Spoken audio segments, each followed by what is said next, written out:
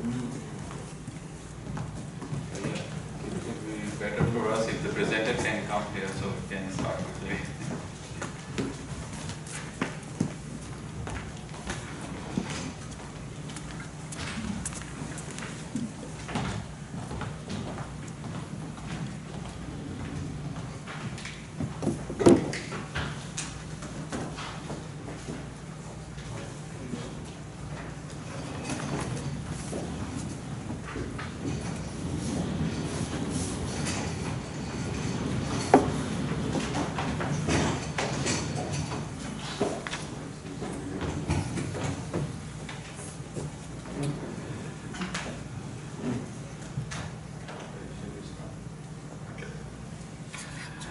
Good afternoon, everybody. This is Dr. Mohammed Saud, the moderator today with this session. I have a student, Dr. Maria Rizzi from Philippines, and we have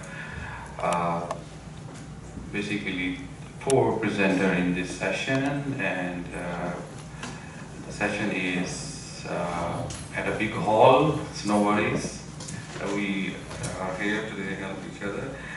The first presenter is Sang Hain, sorry for wrong pronunciation, with that.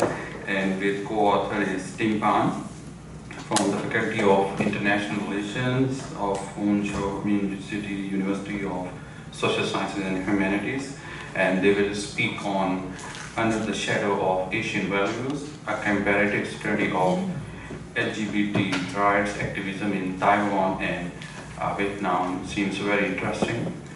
Our second presenter from Sir George Dino from Department of Political Science, University of the Philippines, and he will be speaking on human trafficking from the Philippines, social media and state intersections. Welcome, sir.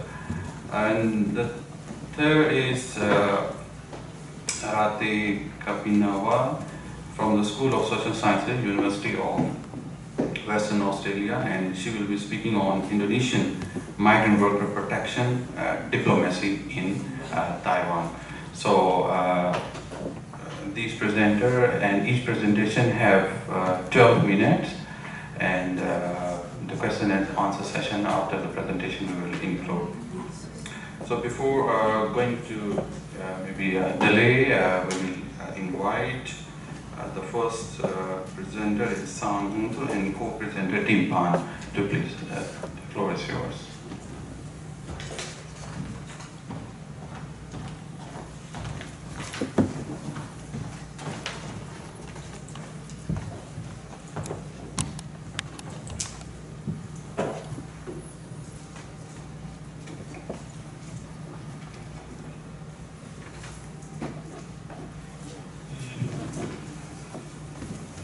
Good afternoon, everyone. My name is Tim Fang, and it's my honor to be the first person present in this panel. And today I will discuss the LGBT rights activism in Taiwan and Vietnam under the shadow of the Asian values. And that is my paper titled Under the Shadow of Asian Values, which I cover with Dr. Huỳnh Tâm Sáng. And I hope that through my presentation, some valuable insights will help us understanding the dynamics of the LGBT rights activism in the region.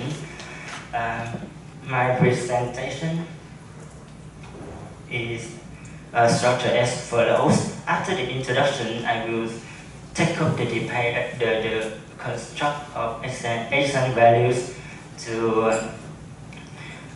in which I will focus on the challenges, norms, both for LGBT people in the region. In the next part, I will point out some important milestone in the road toward marriage equality in Taiwan and Vietnam, under the shadow of the Asian values. And the next part, I will point out the comparison between the LGBT rights activism in Taiwan and Vietnam, and in the conclusion part, I will discuss about the future of the concept of ASEAN values and the future of the LGBT activism in the region. And I will go into the details, the debates of the ASEAN values. The concept of ASEAN values was coined by Lee Kuan Yew, the Singapore first Prime Minister in the 1960s, as part of his effort to highlight the distinction between ASEAN values and Western values. And also to assert that, he also asserted that the two sets of values are not compatible. However, it was not until the 1990s the debate of ASEAN values increased significantly. According to Lee Kuan Yew, the ASEAN values were originated from Confucian tradition that was seen as incompatible with the Western values and ideas such as human rights, civil society, and democracy. Some scholars also claim that the purpose of the ASEAN values was the purpose of the ASEAN values campaign was to establish an alternative social standpoint to counter Western liberal democratic discourse. And at the heart of the ASEAN values is the cultural relativism. That means a culture differ fundamentally from one another, and the deeper level of the ASEAN values lies the retention of the traditional values, especially the hierarchical social norms, the traditional family unit, and the cultural tradition, and some regional leaders in the region, especially from the authoritarian regimes, gain advantage by embracing the ASEAN values to promote the conservative social norms and morals. These regional leaders see the homosexuality as the threat to the cultural tradition, and that's the reason they promote the ASEAN values to counter the Western liberal ideas. However, the promotion of the ASEAN values resulting in an oppression and intolerance of LGBT people, or more broadly, the sexual diversity, and the moral panic of homosexuality, resulting in a harsh political and societal response that leads to some barriers for LGBT people to promote their invisibility, and the moral panics of sexuality also result in the some conservative policy and in prejudice in the society. And next, I will talk about the Taiwan journey towards marriage equality. Before I will talk about the Taiwan journey towards marriage equality, I will give a brief overview of the Confucianism in the Taiwanese history. And after the retreat to the Taiwan, there came the Kuomintang or KMT party adopted Confucian tradition and practice that underpin the Asian values its political ideology, and as a result, the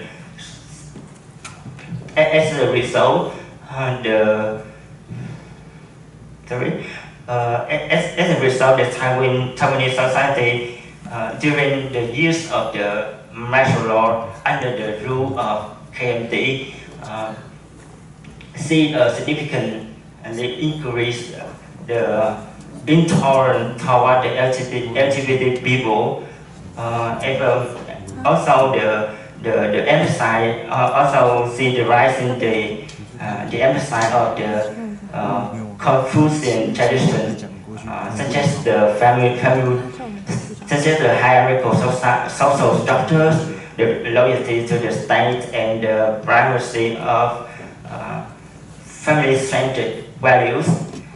And the path of Taiwan towards marriage equality can be divided into two strategies.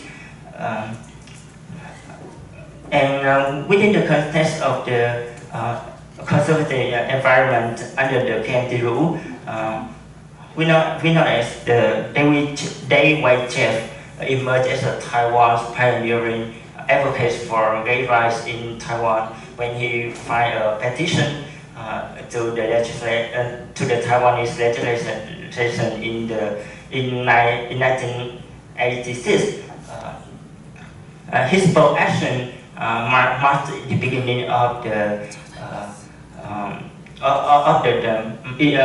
his bold action marked the beginning of marriage equality activism in Taiwan via litigation, and since then he went through multiple failed attempts to legalize same-sex marriage, and his effort eventually was paid off when the Taiwan Constitutional Court ruled that the civil code was unconstitutionally and because it did not devote the same-sex marriage. And the 2017 ruling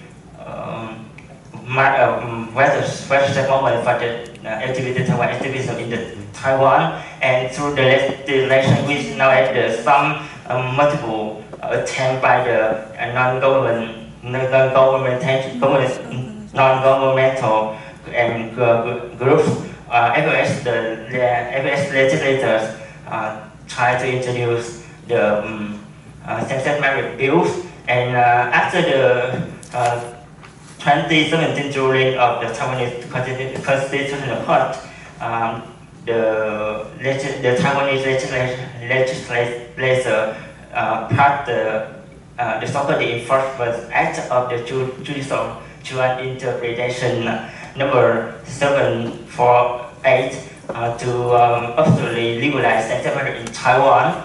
And this makes Taiwan become the first in Asia to legalize same-sex marriage. And in the Vietnamese journey toward marriage equality, I will divide. It can be divided into the two periods: the pre 2014 and the post 2014 of the enactment of marriage and family law. And also, this part of the law repeal the ban of the same-sex in the law, but it leaves the LGBT people in Vietnam in the legal status that also the so-called in-between policy of no prohibition but no recognition. So this lets Vietnam lack a legal framework for same-sex couples.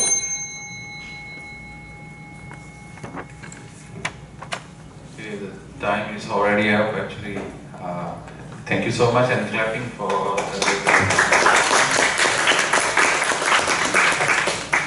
although the topic was very interesting, we might have some questions from the floor, but after conclusion of the presentation we will invite for the questions. So just keep the questions with you and then later on we will ask.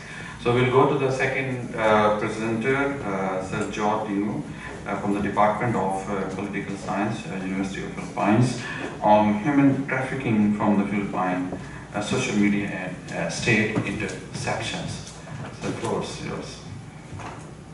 Okay, how do I get out of this?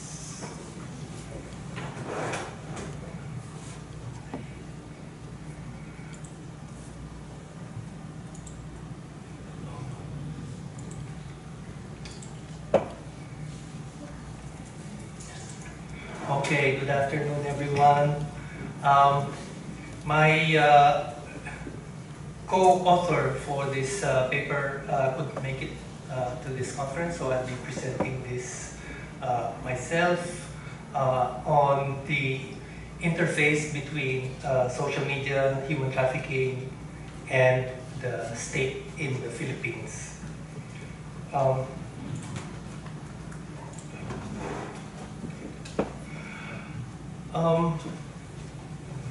This is not. Sorry about that. This is not. Okay. This one. Okay. Okay. Yeah.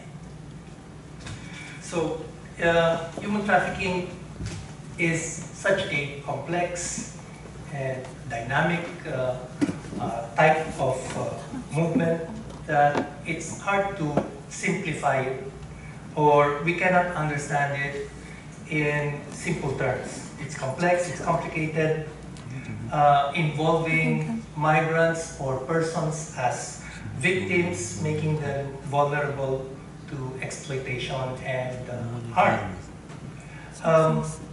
The focus of much of mass media when it comes to human trafficking is sex trafficking. But I think this kind of focus only on sex trafficking does not do justice to understanding the scope and state of human trafficking as a whole.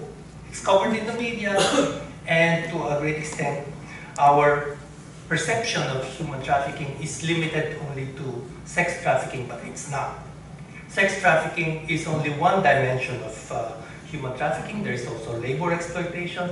In fact, new forms of exploitation are emerging as I speak, including trafficking of body parts, and even just recently we heard in the news, surrogacy trafficking in babies even before they are born. So the advent of social media and the internet has added a new dimension to human trafficking. Social media platforms aren't simply a means of communication, a new type of communication channel, but can also actively transform social networks. Our paper presents a rather darker side of social media and how they facilitate human trafficking and labor exploitation. Although there have been widespread media coverage of social media facilitated human trafficking, these have not been matched by systematic or in-depth and analytical accounts. Our survey, or rather our paper doesn't really do that kind of survey as well. It's not systematic at all, but is based largely on journalistic accounts. But it tries to come up with an analytical dimension to understanding human trafficking, aided by social media. We seek to answer two questions. How were trafficking victims recruited, coerced, and deceived? These are the elements of human trafficking from the Philippines in the current age of new social media and the internet and mobile communications. What new forms of exploitation do trafficking victims from the Philippines suffer from under those kinds of circumstances where they are recruited, deceived, etc. via social media? What we argue is that recent developments in human trafficking from the Philippines has shown a widespread and industrial scale kind of recruitment and exploitation that threatens the Philippines' role as a model among migrant-sending countries. Looking at the interface between social media and migration, the internet certainly has a growing influence and importance on migration.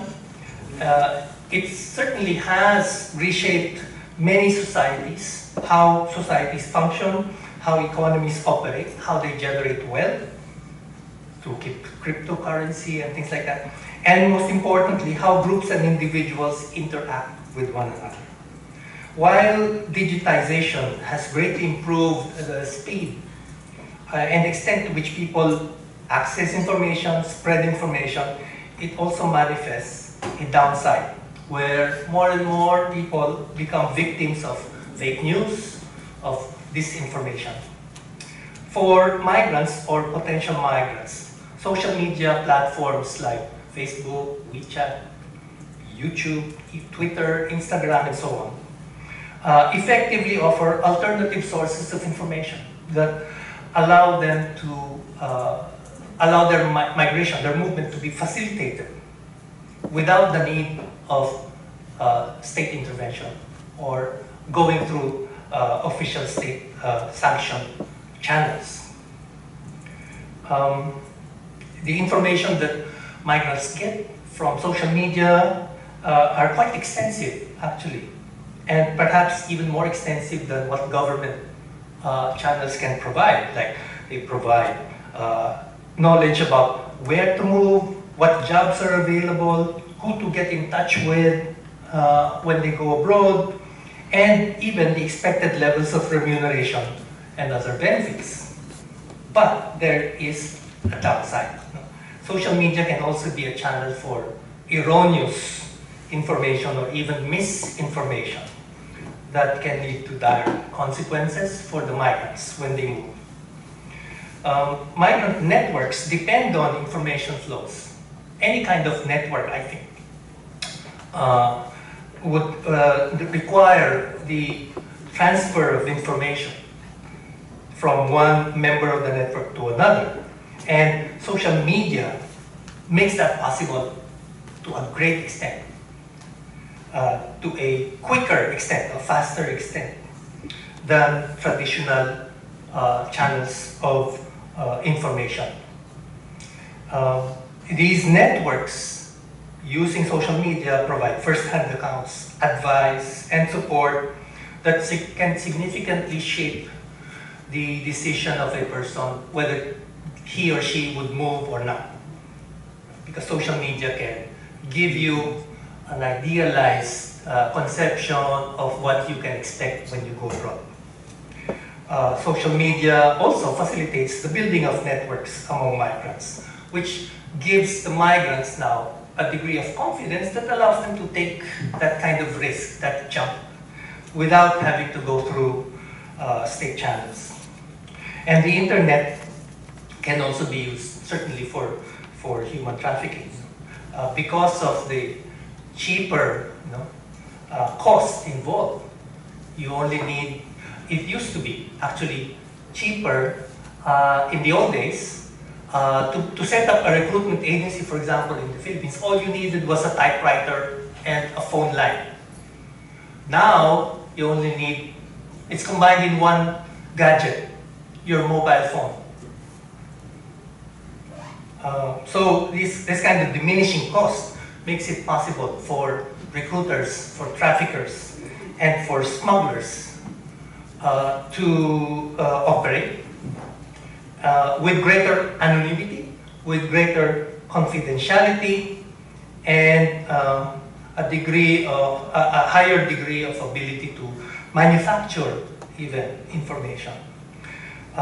In the Philippines, we have a pretty high, not as high perhaps as Taiwan or South Korea, but we have a pretty high penetration of social media and the internet.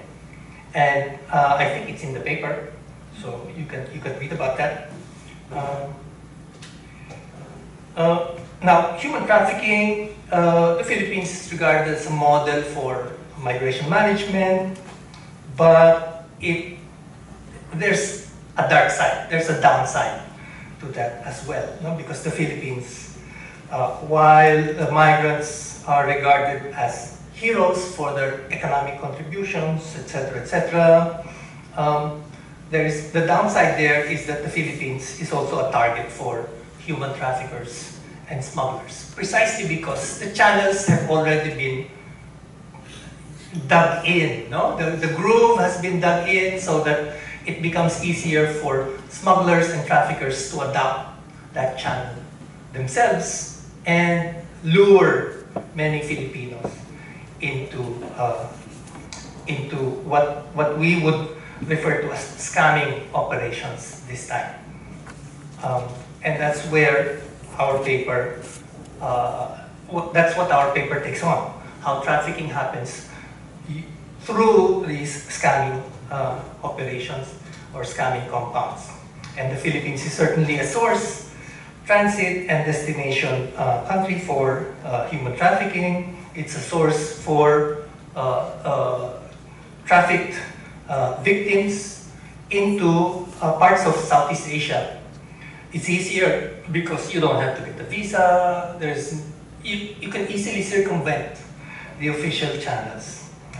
And in the things that we've seen, that we've studied about human trafficking, Thailand is a major recruitment hub for this, coming from the Philippines. So much so that the Philippine government, you can't read it from there, but this is an advisory issued to Filipinos, to a warning for them not to fall victim to online offers of jobs as tech or customer support representatives or workers. So as early as 2018, that's been the case, and up to now. So how are the Filipinos lured into this kind of scamming arrangement? They are lured by enticements, and the way that social media operates, as I said, it can deceive you. It can give you ideas about where to go, giving you the lure of going into this kind of setup, this kind of arrangement. They are offered tempting offers and benefits like a daily salary of $150 per day, free lodging, free food, even luxury accommodations, and so on. The job offers are exclusively done on social media, and recruiters make use of also terms that a lot of Filipinos who are likely to be lured into this kind of activity, they work in call centers, and so the traffickers also make use of similar terminologies. The way that call centers also try to recruit workers in that sector. So the victims are convinced to travel. The victims are convinced to circumvent the state mechanisms of having to apply for an employment contract, an employment visa, and so on. They don't have to go through that. They just travel, and they are caught into this kind of web that the traffickers have employed. They take them to border areas in Nong Khai, Mae Sot, etc. And then they travel to Cambodia or parts of Myanmar, where they have these scamming compounds, scam operations, and they are forced to work there as scammers. Their passports are held from them.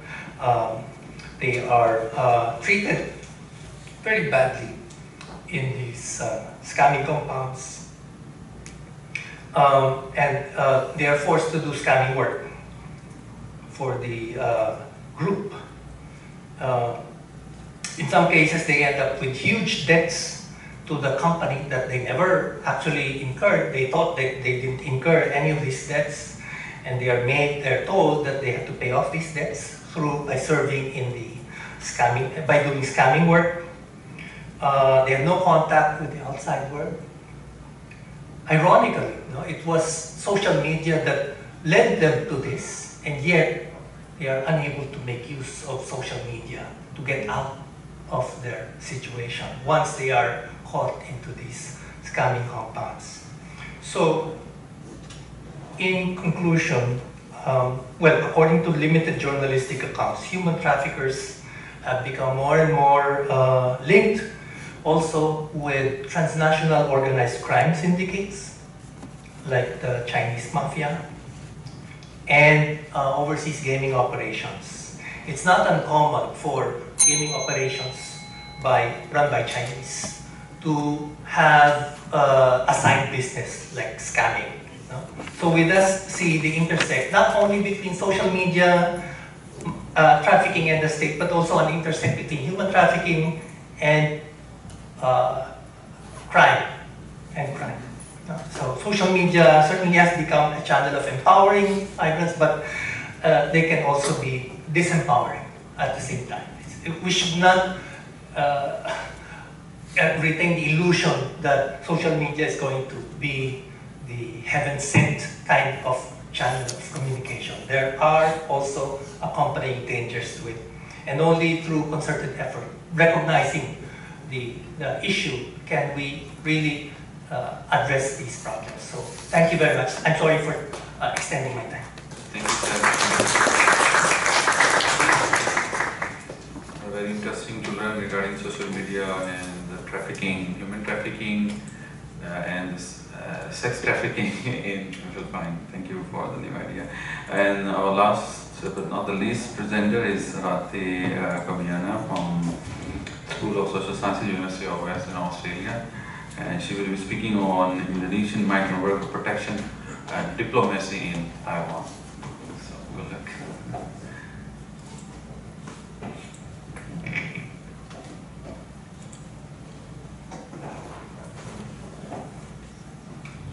Okay, good afternoon everyone. Thank you very much for the Wenzao University for accepting my abstract and my paper on Indonesia migrant workers protection diplomacy in Taiwan.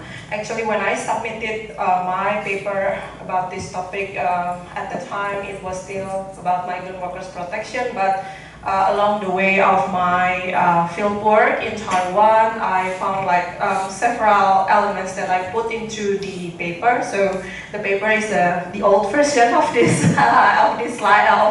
research. So we'll present some new findings and also approach to the paper. So yeah, I'm coming from the University of Western Australia, but I am a Taiwan fellow here. So at the moment, I'm living in Taipei until December. So this is a bit of content. So my agenda for today, we'll talk about the background, literature review, analytical framework, where I propose analytical framework to fill the gap in the literature review on migrant protections. And because this is an ongoing research project, this is part of my Taiwan research fellowship this year. So I will only show you the preliminary findings because I still have some fieldwork interviews to do in Kaohsiung and also back in Taipei next week. So a little bit of background. I started my paper from the phenomenon as we know together as well, back in 2022, Nancy Pelosi visit to Taiwan and China's increased military tensions. Of course, at the time, China's military tension was the most significant military exercises since the Third Taiwan Strait Crisis in 1995 and 1996.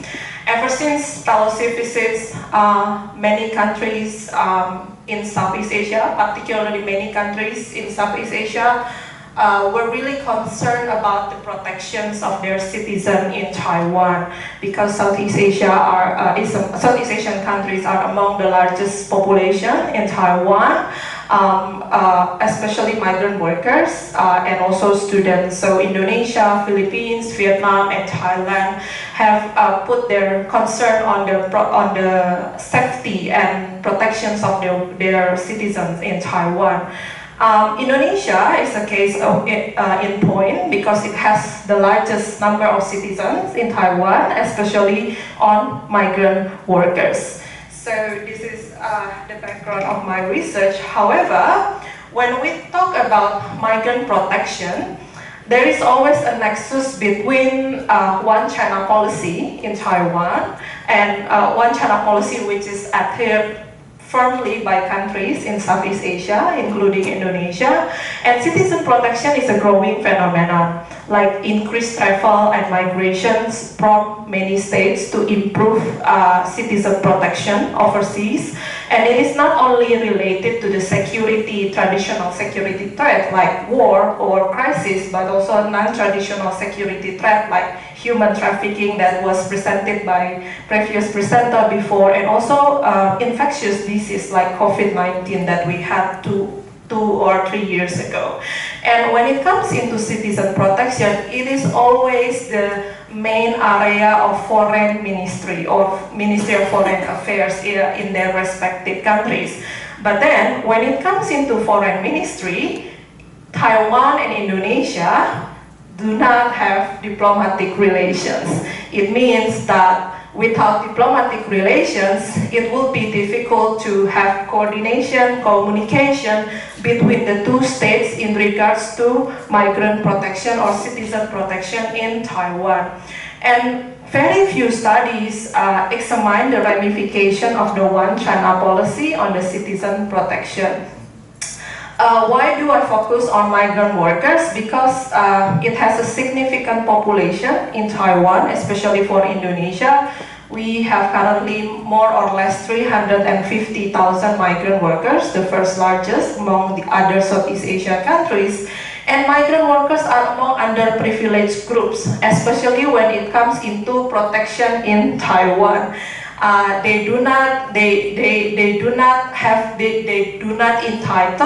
They are not entitled to hire private security actors to protect them, unlike multinational corporations or international NGOs. When they set up their operation abroad, they can hire private security companies. But migrant workers, they do not have, even to go to Taiwan, they need to incur some debt. So how could they earn this protection? And usually this is their agents or brokers in Taiwan who exploit them. So they don't have any basis or foundation to protect themselves. So they consider as underprivileged group when it comes into citizen protection abroad. So if I divided my literature review on two sides, two bodies of literature. The first one, when we talk about One China policy, it is always we talk about the ramification of the policy on cross-strait relations, China and Taiwan's relations, Taiwan international status at the UN or multilateral institution, and also interaction between states in the international arena. And their level of analysis is always state to state. But then from my research, I found a literature gap here that the One China policy also has transnational impact, cross-border impact on individual state, in this case Indonesia, vis-a-vis its society, their citizens in Taiwan. So there is a transnational dimension of the ramification of One China policy in the citizen protection diplomacy, how the One China policy influenced citizen protection in Taiwan. And when it comes into literature of diplomatic protection, or sorry, citizen protection, we always talk it from the bilateral relations based on Vienna Convention on Diplomatic and Consular Relations. It is always state-to-state approach, especially in East Asia context, where the presence or the dominance of the state is very, very profound. And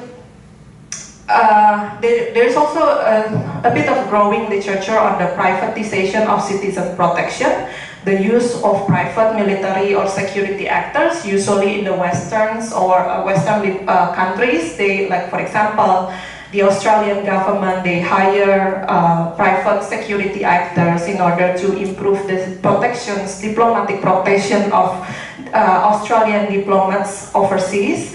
And usually they focus on the Western or European context. When they talk about citizen protection, especially migrant workers in the East Asia context, Philippines always appear to be a prominent case study. So here my plan is to include or to expand the literature on citizen protection, especially for migrant workers from the case of Indonesia.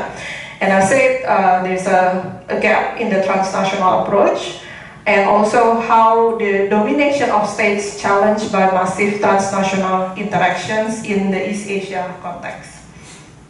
So there are two perspectives on citizen protection: the liberal approach, the use of private military or security actors like the Blackwater during the Iraq, the Gulf War, the first and the second Gulf War crisis.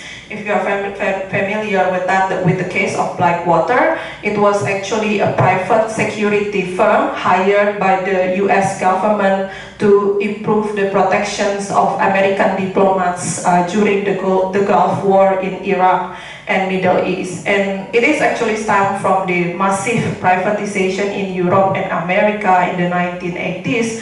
So from their perspective, citizen protection overseas is no longer a state issue, it is no longer state business, but it can involve other private actors, which is the private military or security actors.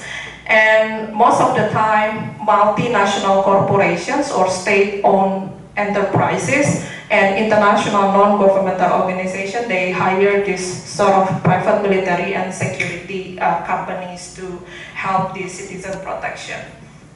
The second approach is the neoliberal governmentality, saying that it is governing at a distance. So when the government has a limited sources, they cannot hire private military actors, then they will use citizens as resources for mobilization steered at distance by the state. So in this case, this trend, neoliberal governmentality trend, is increasing by, for example, if you go somewhere abroad, then your government will ask you to report your travel into a certain website provided by the Ministry of Foreign Affairs. We do have, I think most of the government has this sort of dimension of neoliberal governmentality.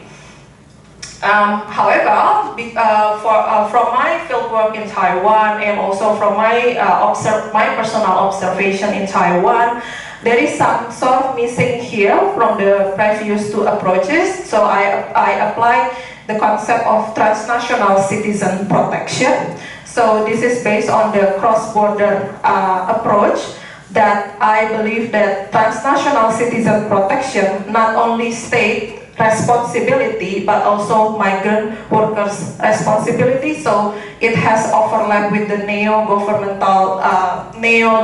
governmentality. But then the neoliberal governmentality forget about the emergence of migrant-led movements, especially in Taiwan, where democracy helped proliferate the emergence of migrant-led movements. And these migrant-led movements, they share burden over citizen protection or migrant worker protection diplomacy.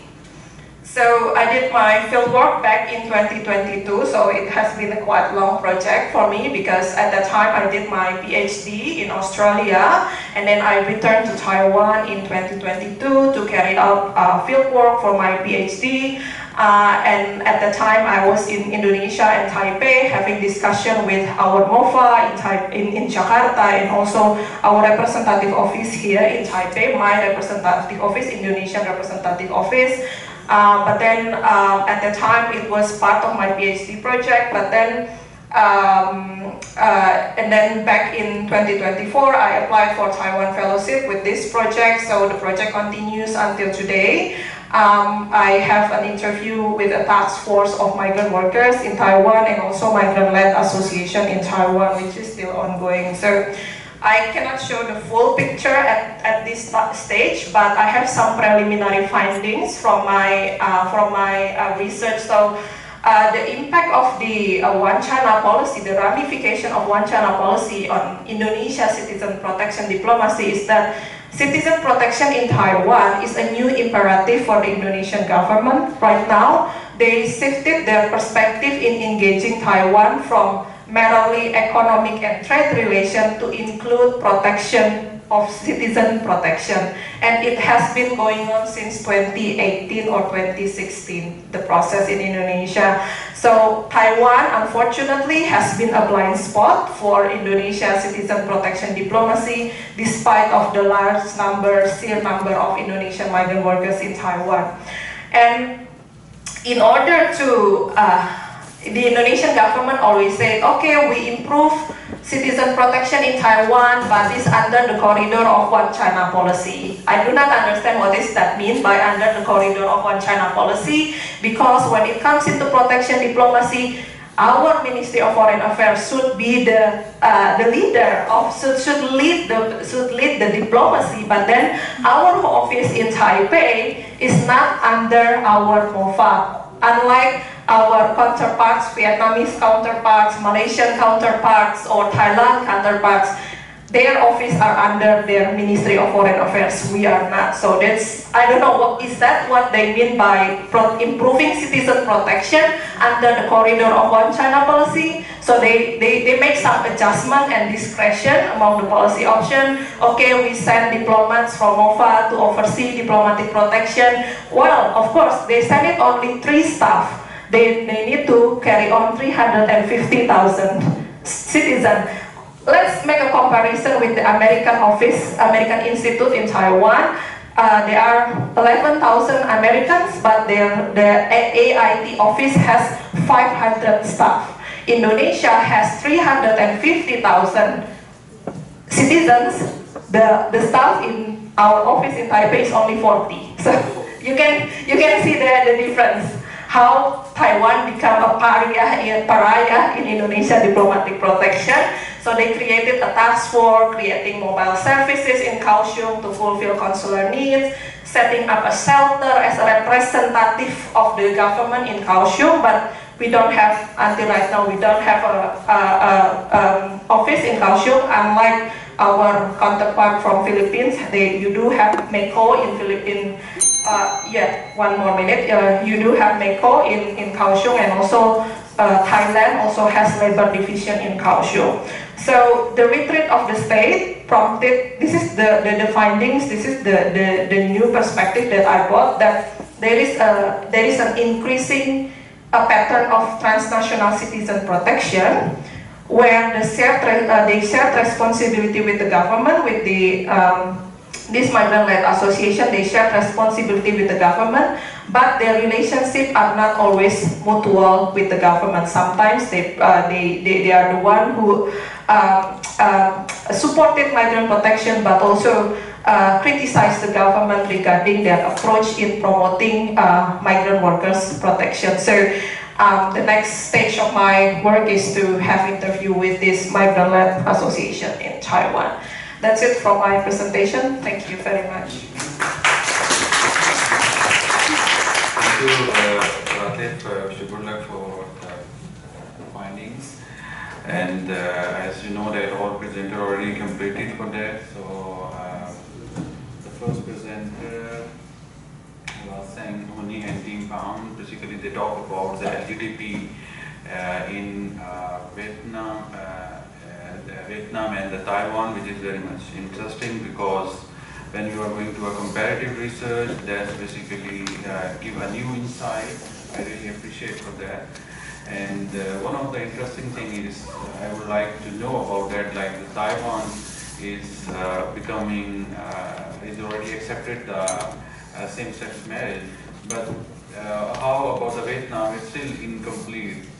That may be interesting to know that what are the challenges and what are the limitations behind the implementation of this. Maybe the civil society, maybe the other indicator that they are still not in the position to implement such kind of law or legal regulations in Vietnam, or maybe the structure. So, and one of the interesting idea is that the Asian values, behind the Asian values, how to implement the LGBT rights is quite challenging and quite hard to discuss in Asian society. I really, agree with the concept. Secondly, I just suggest at the end that maybe it is what is I feel that need to be better to add regarding the methodology, like what kind of methodology in this research, whether it is qualitative research, is quantitative, mixed methodology, triangulation, or historical, contextual analysis. Yeah. So we need to add for that. That maybe give more strength to this work and this paper as well. So I go second to Ms. Maya Viswanan for the next two papers. Thank you. Okay, so the last two papers both tackle the themes of migrant worker protection, and both papers show the need for interventions to ensure safety of migrant workers, both those recruited or potentially recruited through legal or illegal means. Common points between the two papers include the need for stronger policies on migrant worker protection. In the case of the Philippines, the advisory of the government is not enough to block human traffickers. Also highlights the necessity for long-term policies. However, in the case of Indonesia, it might be more challenging given the constraint of the One China policy, and also highlights the role of non-state actors. So the last paper talked about the important role of civil society actors, particularly the task force of migrant workers in Taiwan, in compensating probably for the lack of government policies. And for the second paper, I think it can also benefit from discussing the role of tech platforms, in regulating these posts that are exploitative in human trafficking schemes. Particularly, the paper of Dr. Kabinawa discusses the mechanisms for migrant worker protection in the absence of formal diplomatic ties between Indonesia and Taiwan. And even though it doesn't deliberately mention human trafficking, if I were to connect the two papers, this is precisely why protection policies are necessary in order to avoid deterioration of these migrant workers into human trafficking schemes, since it was mentioned in the presentation that they are a heavily underprivileged group and they might be susceptible to these kinds of schemes. Whereas the third paper of Dr. Tigno highlights the needs for mechanisms for migrant worker protection in the largely unregulated domain of social media. So this is a huge problem in the Philippines. Also highlights how human traffickers have become more creative, to say, and adaptable to changing times, how they have been able to mask their recruitment attempts in order to avoid detection. And ultimately, this is linked with issues of disinformation in the Philippines and Filipino susceptibility to fall not only for disinformation but also scams related to finances, such as getting loans, gambling, and employment. Probably last 2 points so that we can open the floor for questions. For the paper of Dr. Tito, it was mentioned in the draft of the paper that in the end, a whole-of-nation approach against human trafficking may not be enough. What might eventually be an effective response is a truly global approach to the problem of human trafficking. So since it was also mentioned that human trafficking is a regional issue in Asia, comparative experiences of other countries might be helpful in the discussion, and together with the best practices to combat it, and how the Philippines could adopt these best practices of other countries in combating human trafficking. And lastly, for the paper of Dr. Kabinawa, it was not mentioned in the draft that I read, although I know that it's an earlier version, but what are the issues facing Indonesian migrant workers in Taiwan? So in the other paper, the main focus was the issue of human trafficking for migrant workers. So do similar types of issues exist, or are there other ones? Although it was mentioned in the draft of the paper that Indonesian migrant workers are usually blue-collar workers, but I think it would be helpful if the identification of the types of issues faced by migrant workers would be able to better shape policies. Basically, knowing what the problem is would lead to more directed solutions. So I end my comments and suggestions at that, so that we can open the floor for questions. Thank you. Thank you, Maria, for adding the comments. Do we have any questions from the floor? Maybe? Yes, please. If you can tell where you're from, what's your name, and you can ask the question to home, because there are many presenters. Okay.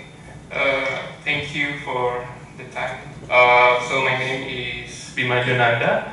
I'm a PhD student from Asia Pacific Regional Studies in National Donghua University in Hua Hin. So, is it okay that I have two questions to two different presenters? Is that okay? Or? Yes, okay, please. We have, but keep it short. Oh, yeah, sure. Okay, so my first question is toward Rati.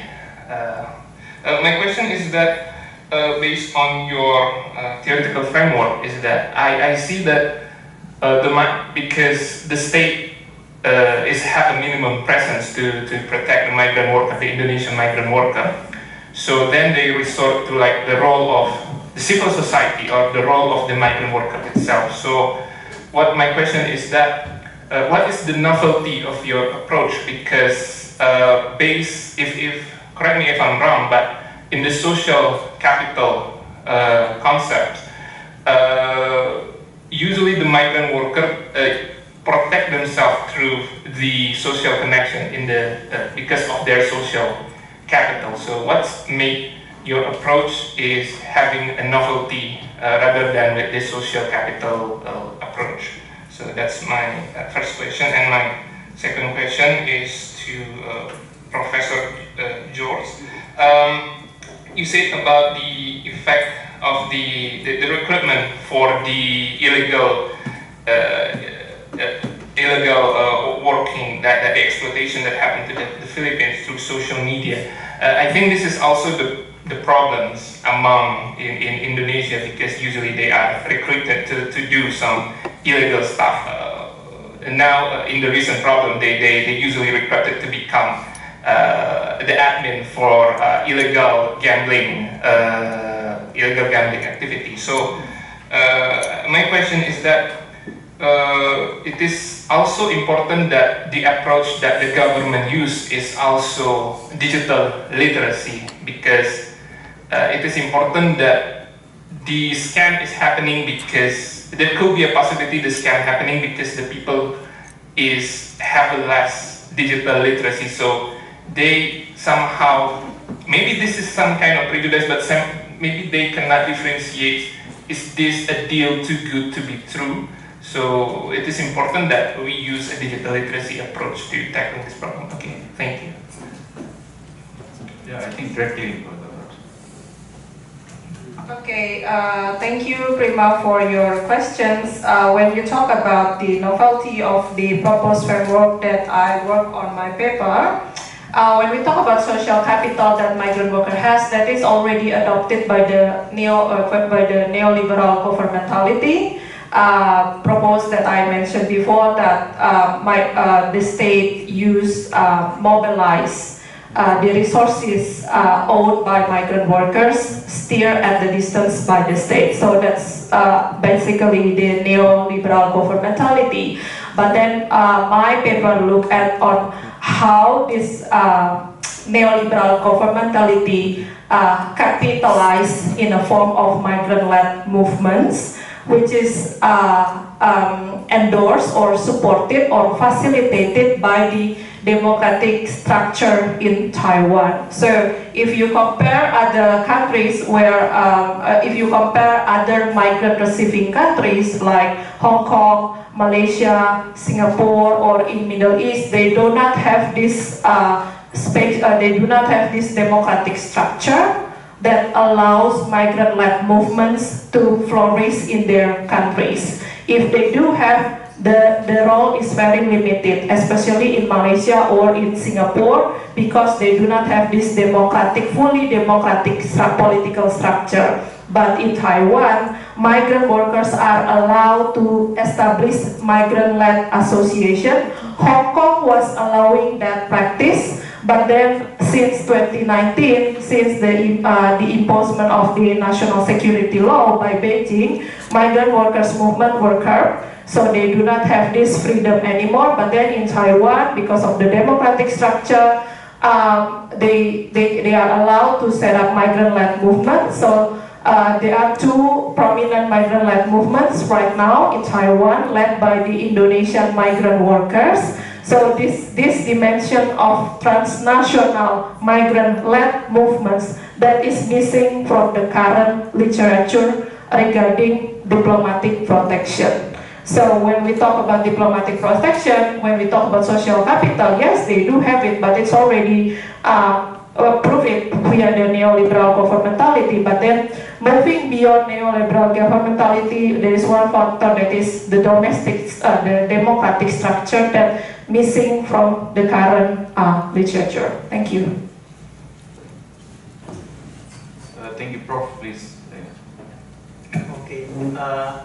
Thank you. Let me just say first or respond to Elise's comments. They're very good, and we will definitely include your suggestions, no? Including the tech platforms and other suggestions that you made. A more creative way of addressing the problem of human trafficking. Now, turning my attention to the comments, the two comments actually.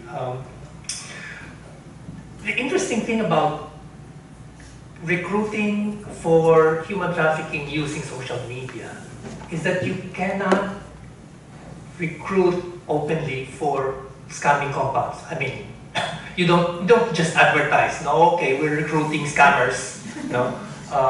It doesn't make sense. And that's why it makes even more sense to use social media as a disguise to lure potential victims. That way you don't attract attention from the larger society, you don't attract, more importantly, you don't attract attention from the authorities. Because if you look at how these scamming compounds operate and where they are located, they're located usually outside of metropolitan areas, outside of the big cities. They're hidden, okay? And you certainly have to use social media to disguise yourself and lure potential victims. Now, regarding and we will definitely take that into account as well. It's good that you pointed that out, you know, because we will put that into the paper. Government's role in promoting digital literacy, that may be a good idea, but if you think about it, government providing digital literacy. In China, they do that, you know. But so what I'm saying here is that when government does it, it becomes a political issue, and so you might encounter some resistance from the general population, from the larger society, because they suspect that government has its own agenda to pursue in promoting digital literacy. So it's a good point. And we will also put that in, but with the caveat that it can also lead to a degree of resistance when government is the one that's promoting this kind of digital literacy. You will find people that who might be suspicious of government's agenda. Why is government doing that? Perhaps it might be better if civil society were to do that, promoting digital literacy and recognizing misinformation and fake news and all that. But again, from the data that we're able to glean in the case of the Philippines, there is really resistance to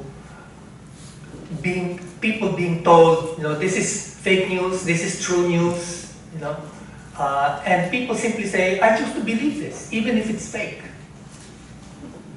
There's that kind of attitude among people. I don't know if it's across countries in the region, but in the Philippines, that's the likely response that you're going to get if you're going to promote digital literacy. Thank you. Thank you. Thank you, Professor George and Dr. Rati, for your response to comment, and thank you for your question. Is there any question from the audience? Okay, please, for your.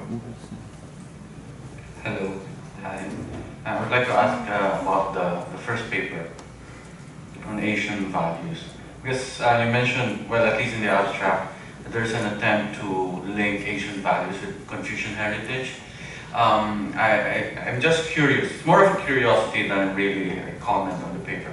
But are you then equating Confucian values as Asian values? Because you mentioned Lee Kuan Yew, which I suppose is not necessarily Confucian, but more in terms of how economic Asians are, in the context of Singapore primarily. So that's one level of curiosity. Second, do this society explicitly identify with the Asian values or Confucian values, whichever is applicable? And because I was wondering whether Asian values and LGBT rights are mutually exclusive, because there's a sense that, well, at least it was mentioned here that it is growingly incompatible with each other. So I was just curious on how this is treated in the paper. And then finally, is it in the agenda of the Communist Party of Vietnam, for example, to really promote LGBT rights, or are they silent about it?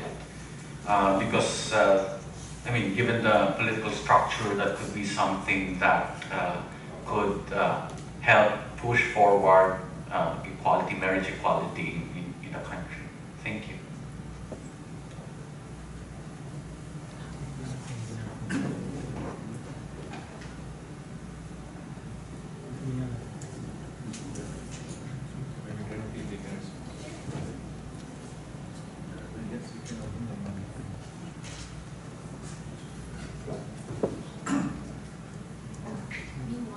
Meanwhile, do you have the question as well? It's relevant. Oh, relevant to that. Okay, please help us.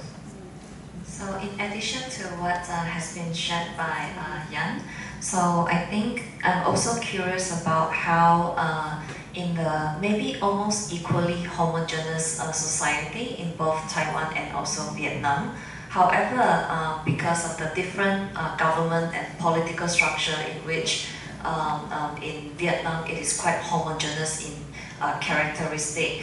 And I also wonder if there is also a north-south differences in which maybe Hanoi is more conservative and in the south, Ho Chi Minh City is more open, or so I'm also curious about if there is any variation to that. Thank you so much.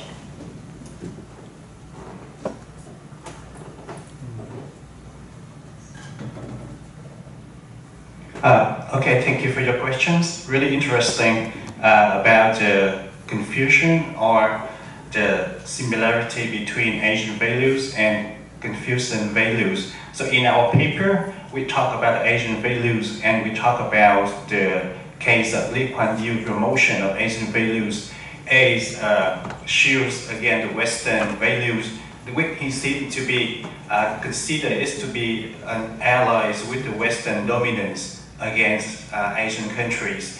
And in my opinions, in our papers, that we consider the Confucian values as a shock of a part of Asian values. But really interesting is that at the first time in 1960, Lee Kuan Yew, he promotes the Asian values. However, in the 1990s, he just talked about Confucianism, and he did not clarify the difference between Asian value and Confucianism. It's in his interview with Zachariah in the United States, he didn't clarify it, and he tended to be stay away from the really difficult question like this. However, many regional countries, especially authoritarian leaders, they promote the Asian values, and sometimes they confuse between Asian values and Confucian values, and even Confucianism. And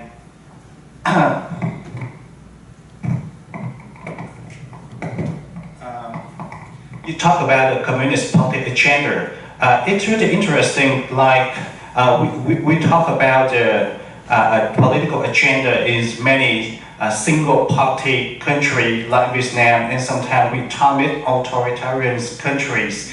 And we know that I think the most important is that most of the political agendas has been decided by the National Assembly, and sometimes they does not include the LGBT issue in the agenda, and for that they prioritize more urgent issues like others that refer to corruption, that refer to the social, societal, and economic issues. And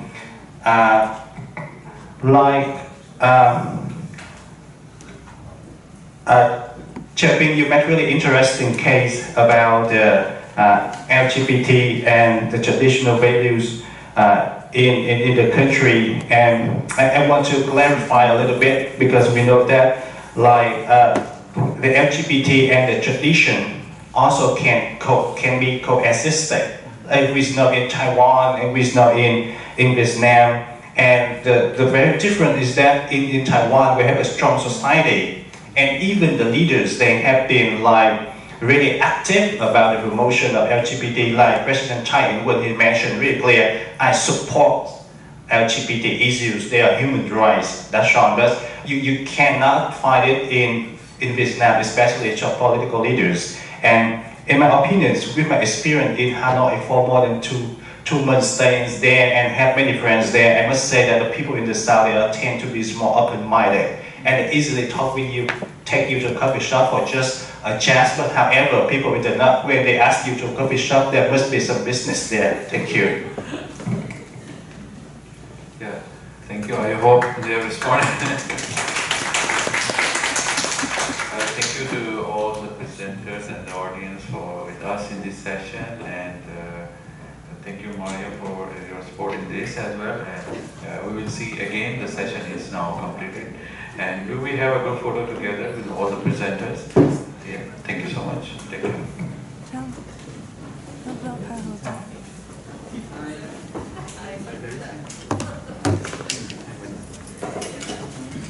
Yes, please, and also this one.